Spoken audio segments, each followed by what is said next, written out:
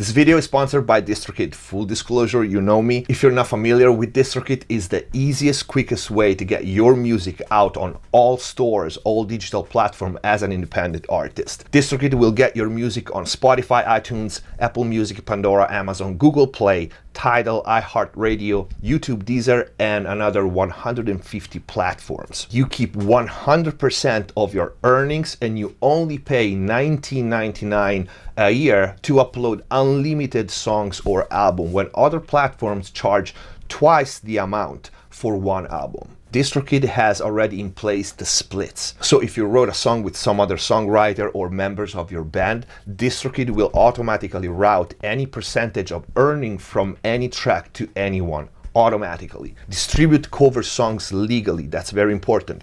Get paid when other people uses your music on YouTube. Unlimited backups, instant Spotify verified check mark. You get your credits and lyrics into the store, and we all know how important credits and metadata are today. So thank DistroKid for sponsoring this video. The link is gonna be in the info box down below. I hope you guys find this useful. Let's get to the content.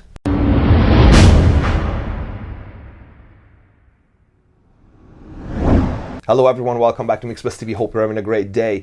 Another round of rapid fire Q&A. You guys love this series and we are gonna keep doing it if you keep coming with the questions. Before we start, check the info box down below for my mixing courses, great discounts and deals on plugins. And if you want to support the channel, we have t-shirts. Let's get to the question, which is very interesting, by Trent Miller. When mastering, do you prefer to use hardware high-pass filters or software?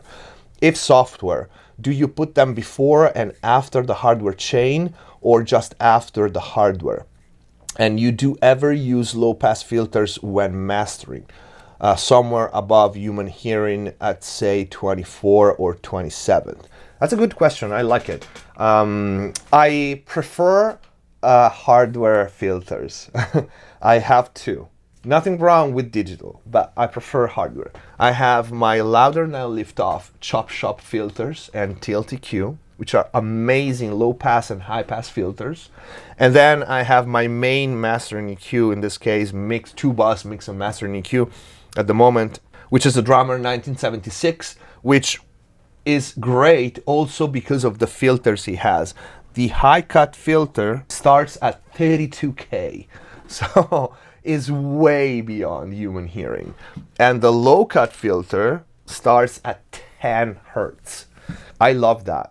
That's one of the reasons because I love that EQ so much. It's so versatile and it just has this crazy bandwidth. So yeah, I use them. I use hardware. I don't have problems with software, but I prefer hardware. I use them before or after. It depends. But usually my EQ is last in the chain. So for mixing, it's last in the chain. So when my mix is printed, the last piece it goes through the drummer and I engage the filters. So I print my mix with the filters. If that's the case, I don't even need to use any filters in mastering. That's when I master my mixes though.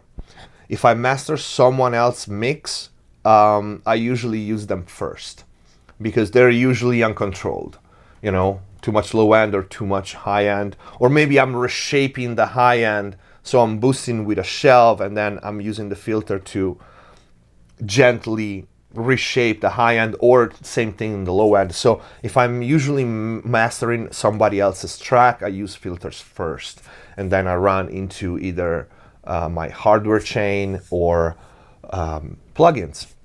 And you see only this gear, like I mentioned in previous videos.